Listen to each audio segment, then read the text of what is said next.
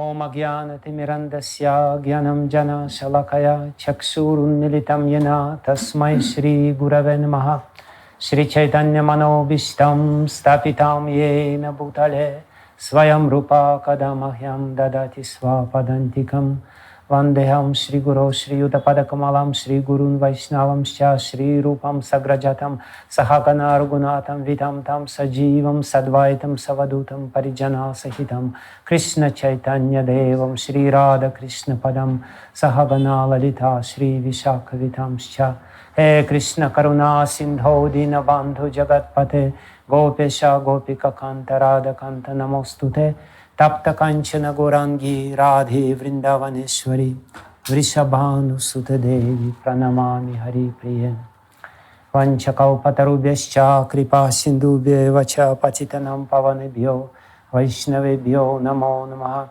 Shri Krishna Chaitanya Prabhu Nityananda Shri Advaita Gadadhara Srivasadi Gaura Bhakta Vrinda Hare Krishna Krishna Krishna Hare Hare Hare Rama, Rama Rama, Hare Hare. Yantah pravishi mama vacham imam prasuptam sanjivaya tequila shakti darasvadamna anyamscha hasta charana shravanatva gadim pranannamo bhagavate purushaya tanvyam. So, thank you again for inviting me to speak in front of all of you. I don't know if I will be able to say something worthwhile, but I'll try my best. Approximately in 1 hour I will have to finish this talk because it so happened that I have a phone call with Guru Maharaj. So I have very serious excuse to stop this talk at appointed time. As far as I could understand, I'm supposed to share my experiences in dealings with Guru Maharaj, and I will tell a little history, which you perhaps don't know. Guru Maharaj came to Russia for the first time in 1997. Srila Niranjana Maharaj invited him to come, and we were all very happy to receive him in Moscow. And initially he agreed to come just once. He said, okay, once I'll come. Perhaps he wanted to see Moscow. He told me at that time that when he was a schoolboy, when he was in a school, it was the actually peak of the Cold War between Russia and America.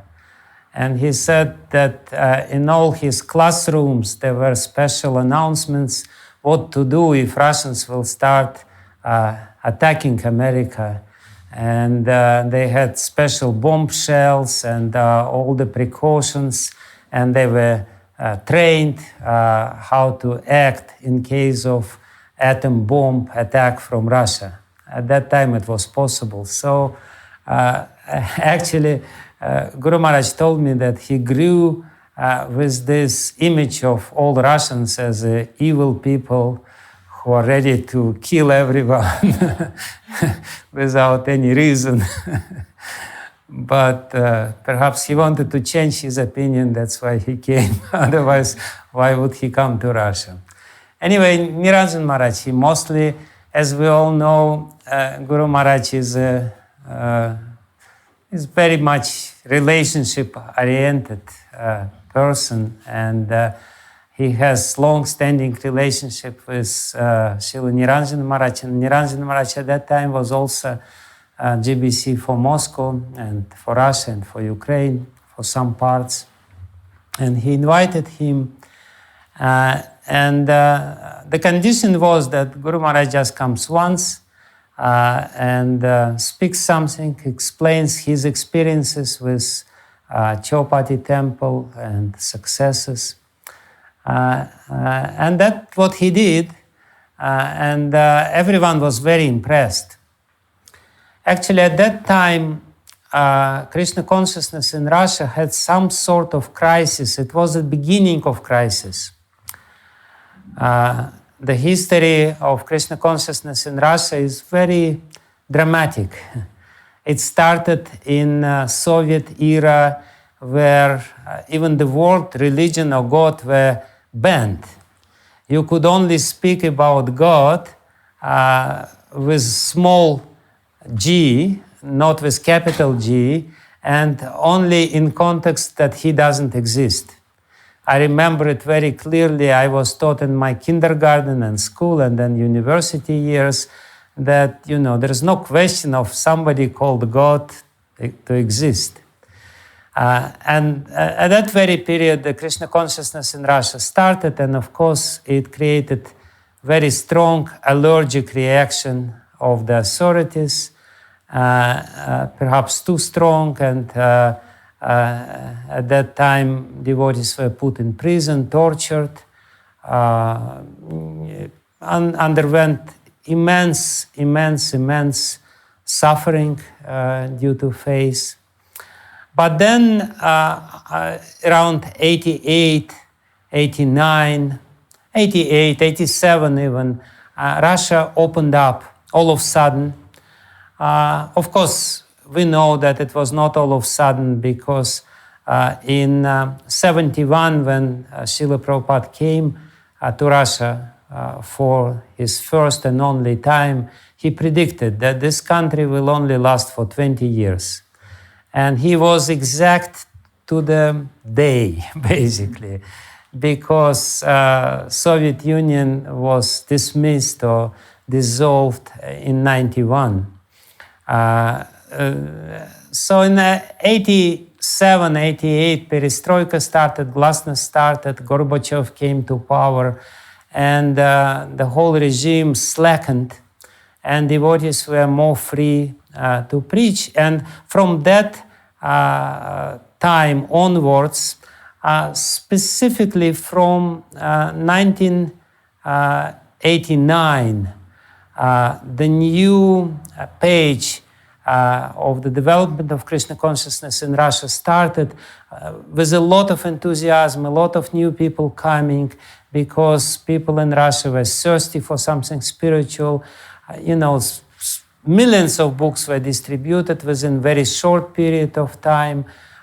Really, literally millions of books. It was not unusual that one book distributor would distribute, 10,000 books a day just by signing up the whole factory.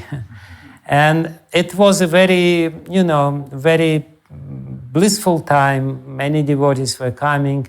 Many books were distributed. A special radio station was there in Moscow. But then around 96 or 97, approximately 10 years after opening up, the crisis started building up. The initial enthusiasm was not working anymore.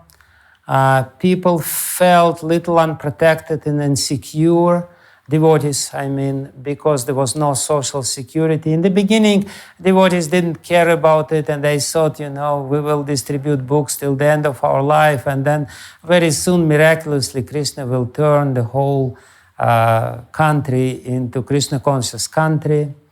But by 96, 97, we realized that it's not going to happen so soon. So there was no immediate signs of it. And, the book distribution slowed down. Those book distributors who were there were not as effective as before.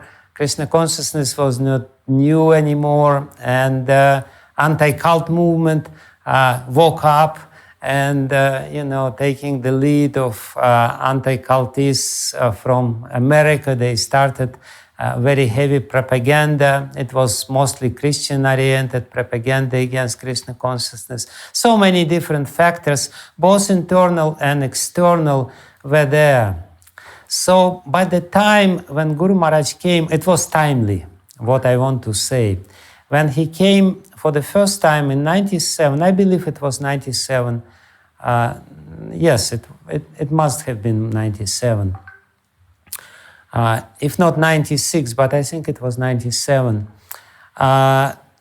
His vision was very unusual, because the predominant philosophy at that time was just distribute books till you die, and that is the solution to all the problems. But the doubts started to appear within devotees' hearts and minds. Is it all what is needed? Because there was no internal development, so to speak. Relationships were not so great. Of course, there was a lot of enthusiasm, and that would kind of cover up the internal problems. But when the book distribution slowed down, everything started surfacing. So when Guru Maharaj came for the first time and started describing the system which was developed by that time in Chowpatty temple, the counselor system, the different committees which were taking care of devotees' needs, it was an eye-opener. Nobody could believe that this is happening, that this is possible, that this is Krishna consciousness even. Because again, you know, we kind of inherited from the olden days certain perhaps wrong conceptions and philosophies. The zonal acharya for Russia was a very powerful and strong person, and he was, his image was, he actually was a very nice person. I know him and I love him dearly. But his image was that he is against sentimentalism. His nickname was the killer of sentimentalism. And sentimentalism was basically everything besides book distribution. If you do anything else, you're a sentimentalist, and you are not really a devotee. You know, you should be really tough guy with the book bag and, you know, with stern look in your eyes, and you do it till you die. That was the image, that was his more or less his line of preaching. And all of a sudden, somebody comes in the position of authority, sannyasi, who is naturally very respected in Russia, and starts speaking something very sentimental. You know, start speaking about need of relationship, building community, taking care of devotees. So for some people it was shock, for some people it was eye-opener. And I was definitely one of those people who were very much impressed by Maharaj's presentation. So before he left, I earnestly approached him and I asked him, without even, you know, hoping for too much, but I asked him, can you come again and continue this speaking or influencing the devotees? I really very much appreciated what he brought with him and his vision. And I was thirsty, I wanted to hear more, and I wanted to understand what we were supposed to do in practical life. And his first visit was very short. To my surprise, even though he promised to Niranjana Maharaj that he comes just once, he immediately agreed, without even thinking twice. And he immediately said, yes, I will come in 2 months. So very soon, I don't remember the exact timing, I'm not good at remembering this, but I remember that within a very short period of time, which is very unusual for, of course, at that time, he himself was a little new to ISKCON in one sense. The Chowpatty temple and his community just rejoined. So perhaps he was not that busy at that time, but it was still totally unusual for an ISKCON leader not to have schedule completely packed for 1 year, you know. So, and all of a sudden he agrees to come within a short period of time. That's in itself was very shocking news. And moreover, he came in winter time, which is not a very popular time among preachers to come to Russia, because it's not a very popular time, to be among even Russian people, not to speak about foreigners, not to speak about people who live in India for most of the time. So his willingness and his openness and his desire to help really touched my heart at that time. But of course, the real test came exactly 1 year later. Because 1 year later, in 98 is a very crucial date for the development of ISKCON in Russia, and not only ISKCON, even there are similar processes on the level of the state as well.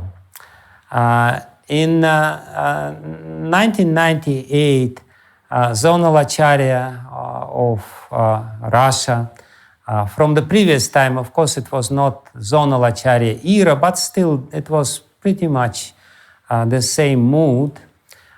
So the guru who was the guru for Russian ISKCON for a decade before, during this underground time, and who was guru of all the first devotees, who was very powerful leader and very powerful preacher, who did so much for Russia, he kind of, he had a crisis.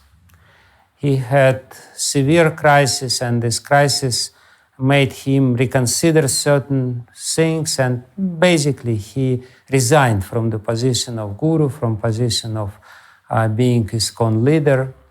And it was not a very smooth transition, because there was a lot of fanatical followers of Harikesa Maharaj, a lot of people who were really, really personally devoted to him. And with the mood which was prevalent at that time, perhaps, philosophy was not the most popular word among devotees. If you were speaking philosophy, you were labeled as a jnani and not as a bhakta. Bhakta was supposed to be somebody who is only doing some service and distributing books. And if you speak philosophy, it was not very much appreciated. So there was a lot of people who were, even though they were against sentimentalism, but they were very sentimentally devoted to, to a particular person. Not without a reason. Definitely there was very serious reason for them to be devoted to him. But his decision to, to resign from all the positions, and his very strong words against ISKCON at that time created a huge crisis. Basically the whole Russian ISKCON divided into not equal, but almost equal parts. Of course, there were disciples of other gurus like Gopal Krishna Maharaj, Prabhu Vishnu Maharaj, Bhakti Vijnana Maharaj, Niranjan Maharaj. There were many, many other gurus, but still the disciples of Harikesa Maharaj were the majority, and many of them decided to follow him. So that happened actually on Janmashtami Day in 1998, when the GBC resolution was released. It was exactly Janmashtami Day. I don't know what they thought when they decided to publish this resolution on Janmashtami Day. It was probably the worst day to publish it. The whole festival was spoiled. I remember we arranged huge, we rented huge hall, and for a couple of thousand people, and we expected a couple of thousand people to come. So as a result, maybe 100 people came to this Janmashtami celebration. It was the most spooky and strange Janmashtami celebration in my whole life. And in the meantime, there was a revolution going on. There was a lot of people who were engaged. There was really chaos. And, for me, there was not really much choice. I knew that I'm not going to follow this, even though I was and I'm still very grateful to Harikesa Maharaj. And he really did a lot for me, and I'm personally very grateful to him. But I was not going to follow him. There was no question for me. And immediately when it has become known that I'm not going to follow him, I was labeled as a traitor and Judas. I was the one who really betrayed his master. And, it was emotionally very difficult time for me, because all my friends, or many of my friends, people whom I loved, they became enemies all of a sudden, and they started hating. They were sending to me some hate letters and some threats even. It was it was funny. It was really a strange period of time. So Guru Maharaj came exactly at that time. And it's interesting, there was a huge crisis, and some of the spiritual master GBC members, they came to Moscow because they knew that their presence is vital. But there were some others who said, no, we're not going to be in this beehive, because ISKCON at that time in Moscow was a beehive, that's for sure. And you can be really bitten by the heavily. So even some of the GBCs and spiritual masters and leaders, they decided not to come. Much more amazing is that Guru Maharaj decided to come. Exactly at that time. He came just a couple of weeks later, because he spent Radhashtami time, the most precious day of the year, in Russia, not only in Russia, in St. Petersburg, which was the headquarters of the revolutionaries, of those people who were opposed. The St. Petersburg temple, was taken over by all those people who all of a sudden, who broke ISKCON and who took away. So, I asked him if he can come, and he immediately agreed. Of course, his visit was planned. But it was a very bold decision, and he told many times after that to me that Malati Devi was completely frantic, and she called him many times and she said, don't go to Russia, don't go to Russia, don't go to Russia. And he said, no, I'm going to Russia. And then she pleaded to him, okay, you can go to Russia, but at least don't go to St. Petersburg, because it's very dangerous. So I met him in the airport, and I said to him, tonight we're going to St. Petersburg. That was my greeting to him. And again, despite the fact that Malati Devi, whom he respects so much, asked him not to go, he immediately agreed to go. So it was a very interesting Radhashtami day.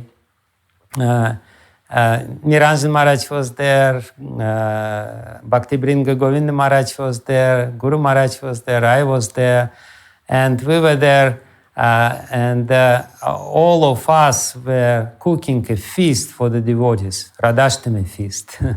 So we decided not only to give some talk or lecture, we decided to cook the feast. And of course, Govinda Maharaj, as a professional cook, was the head of the whole team. But Guru Maharaj was also there. I still remember he was doing samosas, and I was always correcting him. I was saying, you're doing something wrong over there.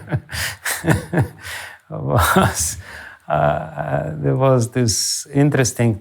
There are some pictures of all of us in the kitchen cooking for the devotees. Niranjana Maharaj was there, Guru Maharaj, and Bhakti Vijnana Goswami Maharaj, and I was also there, and some other people were there helping. And it was a very good feast. That much I remember. And samosas were perfect. But the most interesting part which I wanted to tell you and share with you, which is very dear to my heart, happened a little later at this visit, after this St. Petersburg visit, which was very intense. We went back to Moscow, and in Moscow there was some free time, free in a sense that, because Moscow ISKCON, the hottest time already finished, so there was not much to do in Moscow. The whole ISKCON temple in Moscow was devastated. Very few people were coming. Disciples of other gurus were there. Anyway, so what happened? We went with Guru Maharaj to outside of Moscow and stayed for a couple of days, 2 or 3 days, in one house of a devotee, rather wealthy person, who provided his house for us to stay. And for me, it was a relief because, for almost 3 weeks, I was intensely, I was broke. Sometimes I was crying. I couldn't understand what's happening. It was such an emotionally difficult situation for me. Not so much because of the threats. I didn't really believe in the threats, but I couldn't understand what's going on. Of course, later when I analyzed the whole position, I understood that it was, in one sense, it should have been expected because there were some problems and the problems were building up. So the crisis, which was already there, and it was just a very dramatic manifestation of the crisis. If it was not for this, one way or another, this crisis would come. That's for sure, because there were some mistakes, there were some wrong conceptions and some wrong understandings. And the crisis must come. But it came in a very dramatic way, extremely dramatic way. And I was exhausted, I was devastated, I didn't know what to do. So basically at that time, Guru Maharaj, he revived me. I still remember very long walks in the nature, in the forest, when we were walking with him and were talking with him. And at that time, he started telling to me his own history, especially the part of his history which is not well known, when he was in New Vrindavan, and all the events which were there, when Kirtanananda Maharaj started, deviating and introduced new dress, new services, new songs, everything new way of preaching. Jesus Christ all of a sudden was there in the altar of New Vrindavan. And he was telling me this whole story with all the details, the way he can tell the story, with all the details, with all the feelings which were there. And then the most dramatic part of the story which he told me was about, again, the same similar situation which happened in New Vrindavan when Kirtanananda Maharaj found breaking some regulative principles, and he confessed to his god brothers, and his god brothers advised him to confess in front of the community. But then he came to the disciples, and disciples told him, no, you are representative of God, you are impeccable, you are perfect, you are pure, it cannot happen to you. It's just because all your envious God brothers, this is their influence. So, and he changed his mind 180%. You know, in the beginning he came and he very humbly admitted his faults, but then his fanatical followers and disciples completely turned him against his God brothers and part of New Vrindavan community, and the whole, hell broke there. And, and Guru Maharaj told me what he went through at that time. How he was all of a sudden nowhere because the followers of Kirtanananda Maharaj, among whom there were mafia leaders, they really threatened to kill him. And it was serious threat. In my case, it was not serious, but in his case, it was really serious. They told him, if we find you, we will kill you.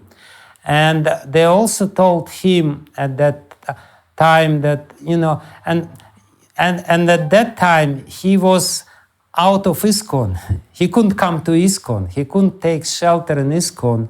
And he lost his shelter in Kirtanananda Maharaj's group in New Vrindavan and other temples. It was dangerous for him. He told me at that time he had to take shelter in the original Gaudia Math, which was opened by Bon Maharaj, or actually by Goswami Maharaj, by Bhakti Vijnana Goswami Maharaj, a disciple of Bhaktisiddhanta Saraswati in London.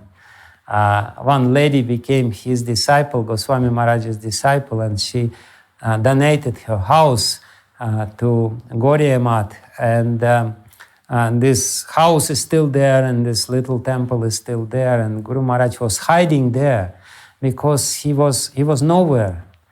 And when I heard this story, it had amazing effect on me. It actually revived me. Because as I said, I was totally devastated, 100% devastated. I couldn't understand why it happened in ISKCON. I couldn't understand why it happened with my spiritual master, who was so pure and so powerful, and who was such a devoted follower of Srila Prabhupada. I couldn't understand why it happened to me personally, and what am I supposed to do in this situation. When the crisis more or less was over, the whole ISKCON was devastated. So when he told me this story, it had amazing effect on me. First of all, I understood why it happened. Because the way he described this story, I understood that this is not just an incident, something which doesn't have any any reason, any cause behind it, something which just happens. The most difficult, when we face some difficulties, and when we think that these difficulties are just accidental, that it just happens without reason, then it's very difficult to overcome these difficulties. But when you understand that there is a law behind it, that there is a very huge intelligence behind it, and it's not happening by chance, it's happening because certain spiritual laws are violated, they're not followed, then it becomes very, intelligibly understandable. And I was really pacified when I heard this description. He didn't even draw the parallels, but the parallels were so obvious. The way he was explaining, when he was explaining the inner, the springs behind this, what was really behind the whole thing. And the dynamic was exactly the same. And when I heard that the same thing happened in a different part of the world, with a different person, but exactly the same thing, I realized there must be something which is very deep and profound, why it happened. there must be some profound cause why it happened. And by talking with Guru Maharaj, I started realizing what is the cause, how it works, and I became pacified. I became actually happy. It's really amazing. After such a dramatic event, I became completely happy because my face was rebuilt by his description and by his involvement, and of course by his personal care. You know, he was ready to spend long hours talking with me, explaining everything to me, just to save this one little tiny insignificant soul. And he did it. He saved me. So when later on, 1 year later, when the question came about initiation, for me there was no question. It was very clear for me because he saved me at this most difficult time. And he helped me to also support other people, other disciples. So this is one personal story which I wanted to share with you, which shows, first of all, his deep understanding of what's going on. You know, one of his amazing and peculiar qualities is that he's a very deep person. And when something is happening, he doesn't see the surface of what is happening. He's not superficial. He doesn't have superficial impressions. And usually, you know, all the crises which we have in our life happens because our perception is very superficial. We live in a very superficial way. We don't really ask. When everything is nice, we superficially think that everything will go on the same way. And when something happens, we start asking these stupid questions. Why did it happen? And if we were more thoughtful before, we would understand that this must happen. This is supposed to be happen. So at that time, he didn't only revive me and didn't only encourage me and rebuild my faith, but he also taught me how to extract lessons from everything which is happening. And moreover, what I understood actually that the test which I was going through, even though it was very severe and dramatic, was nothing in comparison with the tests which he was going through. He told me the first thing which actually completely shocked me and amazed me, you know, when he told me that during this difficult period of time in New Vrindavan, before the condition of Kirtanananda Maharaj was revealed, when Kirtanananda Maharaj was still very, very strong and powerful leader, and everyone followed him, and even, you know, 700 or 800 Prabhupada's disciples were his very loyal followers. And when he started introducing new dress, all these robes and everything, you know, Guru Maharaj was the only one who didn't change the dress. And I thought how much faith one has to have to be under such a severe social pressure, you know. And it's not just normal society. It's a society of very totally loyal people, loyal followers of a powerful leader, and they all follow him, and they all change the dress. And here's one who is going against the grain, and who doesn't change the dress, who doesn't, you know, sing kirtans in English, who still sings kirtans in Sanskrit or there. You know, I was thinking, you know, I would not be able to do it. You know, I probably would leave the whole place, but he didn't leave the place. And the most amazing thing, actually, the most amazing thing happened when I asked him why he didn't leave New Vrindavan at that time, even before the whole situation with Kirtanananda Maharaj was revealed. why did he remain for years in New Vrindavan, even though he internally didn't agree with all these changes, internally didn't agree with the leader, and was not his loyal follower? Why did he remain? Why at that time he didn't come back to ISKCON? Because he wanted to follow Prabhupada, and ISKCON was still following Prabhupada, at least to a certain extent. So his answer actually shocked me, really shocked me. He said, because even at that time, I knew what's going to happen with New Vrindavan. And I knew that there will be time when people who are there will need some shelter. And I knew that these people will not go to ISKCON for shelter because it was so much antagonized. There was ISKCON and New Vrindavan were, dead enemies, were arch enemies. There was so much propaganda going on in New Vrindavan against ISKCON and ISKCON leaders, and ISKCON was also, very much against the whole mood of New Vrindavan community. So Guru Maharaj said to me something which really shocked me.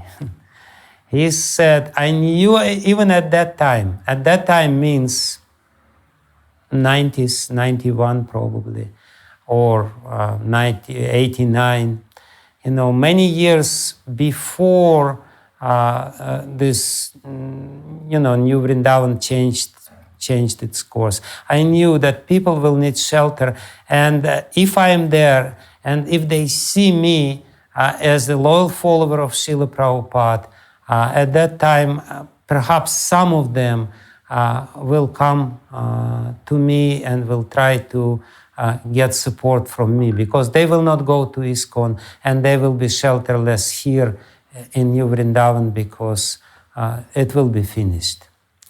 So, I was struck, first of all, by the power of his understanding. And that's something perhaps which I also should emphasize and stress. Guru Maharaj is so uncompromising because he has 100% trust and faith into the spiritual principles.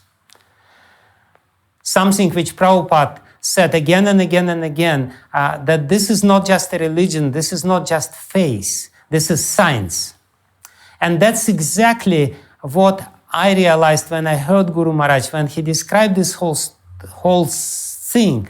I realized that this is a science, that this is not happening just because of some sentimental beliefs or disbeliefs or whatever, or crisis of faith, because some fundamental principles are violated, are not followed.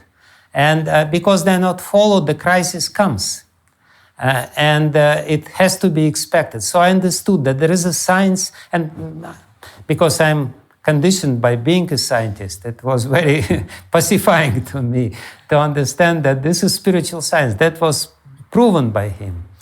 But when he told me about his understanding that this is what's going to happen, and that's exactly what happened in New Vrindavan. When New Vrindavan was ultimately disillusioned and turned away from Kirtanananda Maharaj, many people came to Guru Maharaj for shelter. And it was him, he was instrumental to bring the whole New Vrindavan community back to ISKCON. And if he didn't stay at that time, if, let's say, he would come back to ISKCON at that time, most probably New Vrindavan would not be a part of ISKCON now. Most probably it would be completely lost, abandoned place or desolated place or whatever. But because in the beginning of 90s, he realized what's going to happen 10 years later and stayed despite of all the, unimaginable difficulties. Because I can't understand, I joined during this Zonal Acharya era, and I know how fanatical the followers of zonal acharyas were. And to be in the society of these fanatical followers of zonal acharya and visibly demonstrate his unloyalty to zonal acharya. I mean, one has to be really strong. One has to be really convinced about this, spiritual principles. That was severe test. When I heard all of this, I realized that something which is happening to me is just a little grain of mercy from Krishna to me. More mercy I would not be able to bear. But this much mercy was, with the help of Guru Maharaj, was digestible. More mercy would not be digestible to me at that time. So, and there were some other occasions or instances where Guru Maharaj would come in the most difficult period of my life, very timely with all his stories. And usually the same sort of impression I would take or I would have after being with him and getting pacified by him. Usually I would feel a little ashamed because the feeling which I had in those occasions would be that he underwent through such unimaginable difficulties.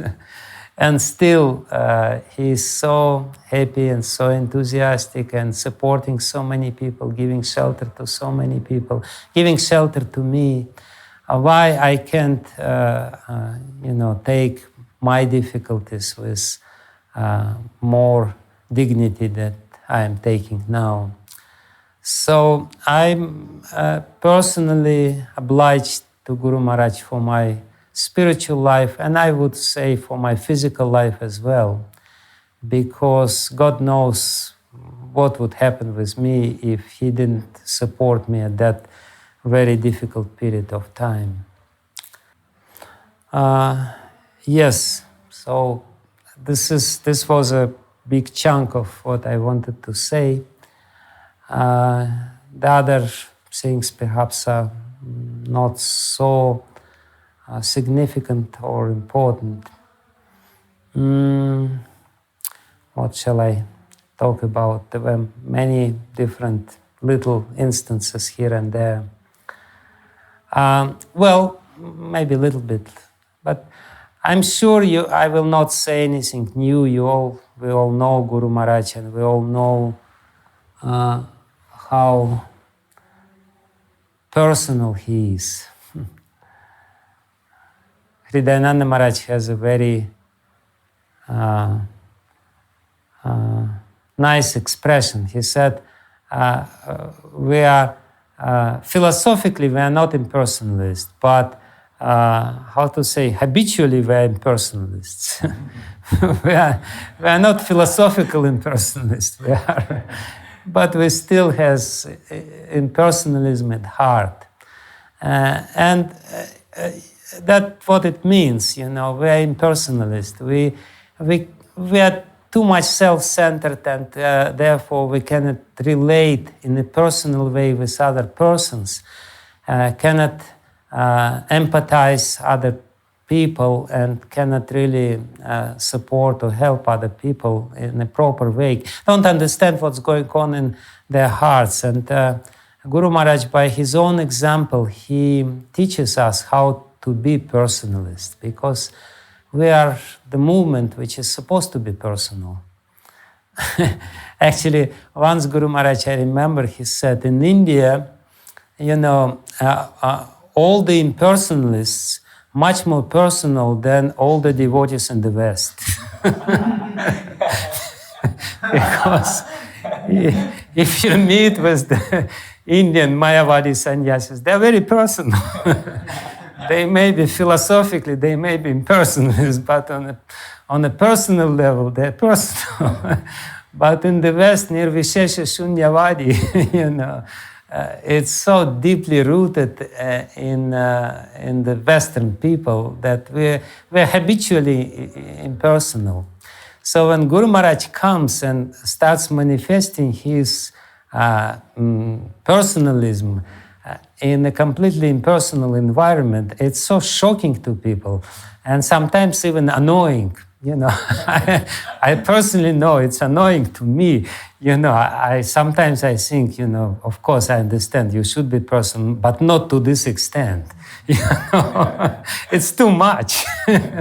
When for long hours Guru Maharaj is just standing with people, signing the book, after a long lecture, after, it's late and he just came and the big program was there and there is a huge queue and he is there and he is till the last person comes with the book, he will be signing these books. My tolerance, is exhausted long ago. I'm saying to car driver, drive me home. I cannot stay here any longer. But he is there. He is just, and when he's doing this, even when he's signing the book, even this little moment of signing the book, everyone knows it's a moment of personal contact. When you come close to him and he looks at your eyes and he signs something or he asks, what is your name, and writes your name. It's so rare and it's so precious actually to meet somebody who is not artificially and not superficially personal, but personal in his heart and who relates to every person as a person, not as a function, and not as a resource, not as a, whatever, but as a person. And this is a very important lesson which I time and again try to learn from him, but not every time with success. Because it's difficult. It's difficult to always be a person and relate to others with the person, because we want to, treat others as some functions. I am the only person. I am God. I am here because I am Ishvara, and everyone else is supposed to serve me. So it's this sort of understanding or this sort of conception is totally absent or foreign from his heart and his consciousness. And he's teaching us to be the same. And that's actually the secret of the whole success. So there were some questions I saw. Yes, Maharaj. The question is, what is the current state of ISKCON in Russia and how Guru Maharaj is involved? Yeah, we, with the help of Guru Maharaj, with the help of so many other senior leaders, disciples of Srila Prabhupada, the crisis was over.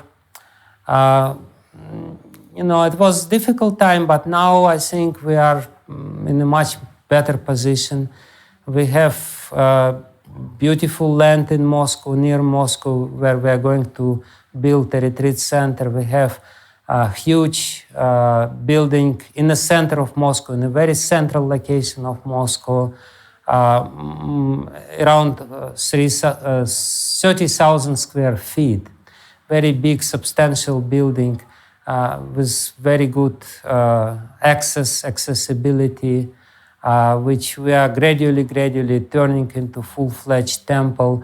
There are 3 brahmachari ashrams in Moscow alone, if not 4, with around probably 100 plus brahmacharis in Moscow alone. There are beautiful communities being developed in St. Petersburg, in Omsk, where Mandakini Devi is very much involved. There is farm communities coming up, especially there in Omsk. So the book distribution goes on. There was very good marathon this time. Many people are coming. Literally, there are probably, I don't know, tens of thousands of people all over Russia. Temples are being built. The difficulties are there, problems are there, but it's nice time. Nothing in comparison with the period which I described.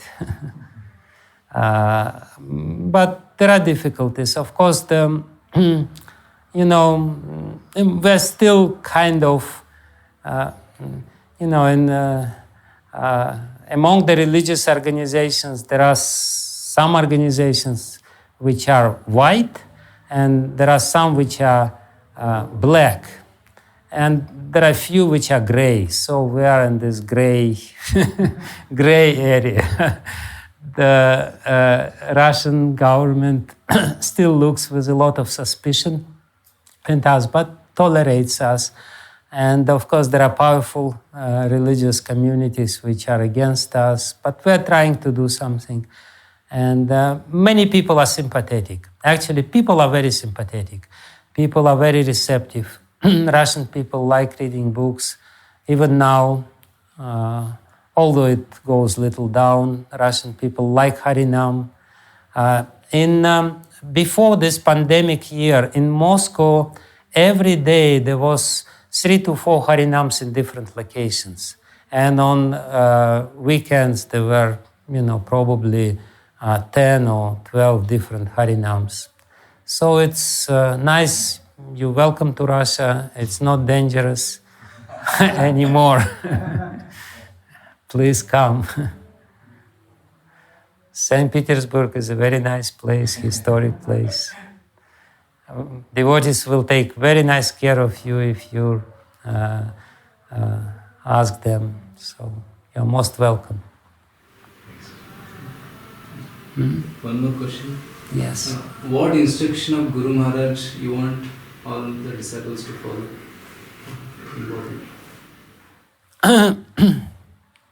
Well, we all know his most important instruction to be more humble than the blade of grass and more tolerant than a tree. So I don't think I will say anything new to you. But that's the most important instruction, and it's eternal instruction. It doesn't change. And this is the instruction. If you follow, you will be successful, because that's the foundation of spiritual science. As I said, we're dealing with spiritual science, not with just faith or religion, with science. And the foundation of this science is the spirit of humility. You understand everything, and you will be able to actually achieve something on this path if you follow this. So time and again he repeats this. I think there's only very few lectures when he doesn't repeat this verse, Trinadapi Sunichina. Tarorivasa Hishnuna. So that probably everyone knows this verse. But now it's the time to follow it. Besides that, this particular story which I told, for me is very instructive, because we have always to remember, we always should remember that there is a spiritual laws, and they are, even though they are subtle and perhaps, subtle, maybe not so perceptible, but nevertheless, there is very strong spiritual laws. And if you uncompromisingly follow these laws, even though initially it, for your intelligence, it may, be not pleasing to mind and not acceptable for your intelligence. Nevertheless, if you follow them, you will be victorious. Because this is how it works. This is the laws of God. This is Dharma. And if you follow these laws of God, the subtle laws of God, and Dharma is very subtle, but if you instill this Dharma within your heart very strongly and follow it uncompromisingly, you will be victorious. The difficulties will be there, for sure. There will be immense difficulties, because you will be tested whether you really believe these laws of Dharma, whether you really want to follow them uncompromisingly or you just pretend to do it. There will be difficulties, there will be tests. But if you still unflinchingly follow these spiritual laws, which are very simple, the law of truth, we have to be truthful. And truthful means to believe in absolute truth and to follow the absolute truth. And we have to be loyal to our spiritual preceptors and have to be grateful. The law of gratitude is one very important spiritual law. We shouldn't break this law and become ungrateful. We should be grateful. We should be loyal, truthful, humble. You know, these are all spiritual laws. If you follow these laws, if we follow these laws, no matter how difficult it is, and it will be difficult sometimes to follow them because they are against this material world. In the material world, nobody follows them, or, you know, very exceptional people follow them. But we have to have faith. You know, if I follow them, even though it may not be, you know, acceptable for my intelligence or even understandable for my intelligence, why I should follow them? Krishna will make sure that you will be victorious at the end. And this is what Guru Maharaj is teaching us by his personality, by his behavior, by his example, and by his instructions, personal instructions. One more, yeah, one more. Thank you very much for sharing all these personal incidences. It was very heart-touching to see your dedication to Srila Prabhupada despite so many turmoils. Sometimes a devotee faces a loss of faith in superior whom they trusted and loved so much. At such time it becomes difficult to repose faith on some other Vaishnava. What is the right attitude in these regards?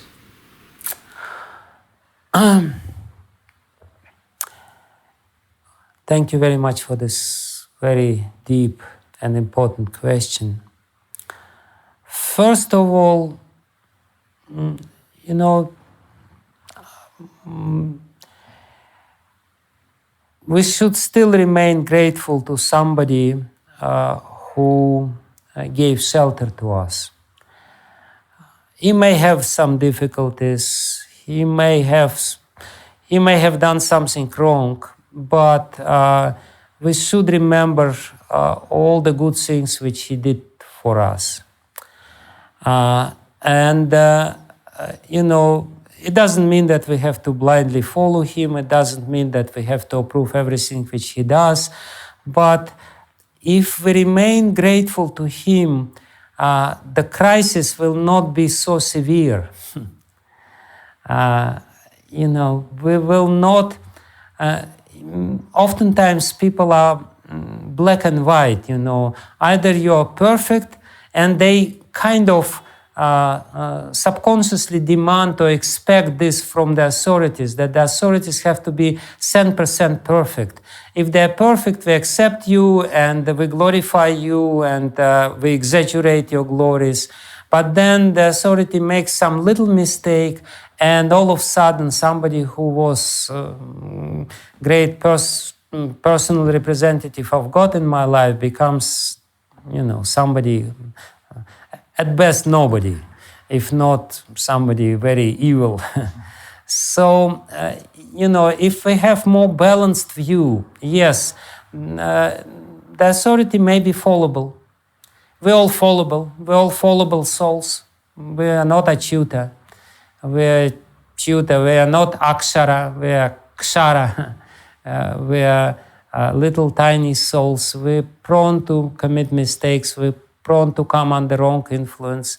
If we have this understanding and we try to distinguish between the spiritual significance of person or spiritual qualities of a person,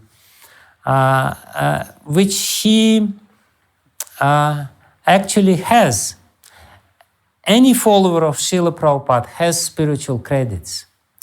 And if we try to remember about these spiritual credits and spiritual achievements and spiritual qualities which were developed in such a personality.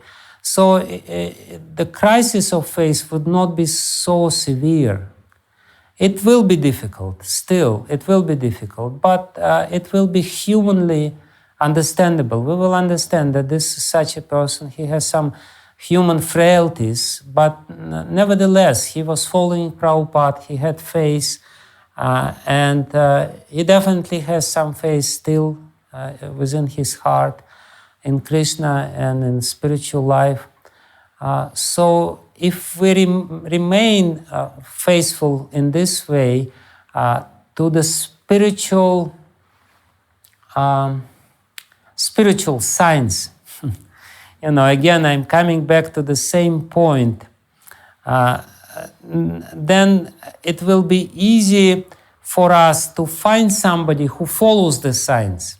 If we understand, here is the science, and here is the person who was maybe not so perfectly following it, and while he was following it, he was giving me shelter, he was giving me help, he was inspiring me, but then he deviated a little bit from this science, and this is what happens. But there is nothing wrong in it, because the science remains the science. It remains the truth. The person may be wrong, but it doesn't mean that the science or the way he was following is wrong, and I still should follow the same way, and I should find somebody who follows this science perfectly, and in this way get his shelter. Or maybe not perfectly, but at least follows to a greater extent, and then it will not be difficult. Again, difficulty comes when we are not dedicated to the truth, when we are not dedicated to the science or the absolute truth, but when we are dedicated to personality.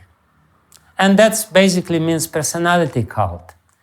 And that means not Shastriya Shraddha, but Lokika Shraddha. We follow somebody because he has such a position, because he has such influence, charisma, and because he has so many followers, and then he deviates and something being revealed, and we become completely devastated. Why? Because we placed our faith in the wrong place initially. If we would place our faith in his following the spiritual science, and in his dedication to truth, his deviation would not be devastating to us because, the truth remains. And while he was dedicated to truth, he was giving us shelter. Now he cannot give us shelter just because he deviated from truth himself. Therefore, the logical conclusion is that I should find shelter in somebody who is following. So what's the difficulty? But because we were more into the personality, not into the truth, therefore it's very difficult for us to kind of rebuild our faith and trust. But if we were dedicated and devoted to the truth, it's not so difficult. Okay? Okay. Thank you very much. Now I really have to go because otherwise I will be late for the phone call. Thank you very, very much. Srila Prabhupada ki jai, Srila Radhanatha Maharaj ki jai. Hare Krishna.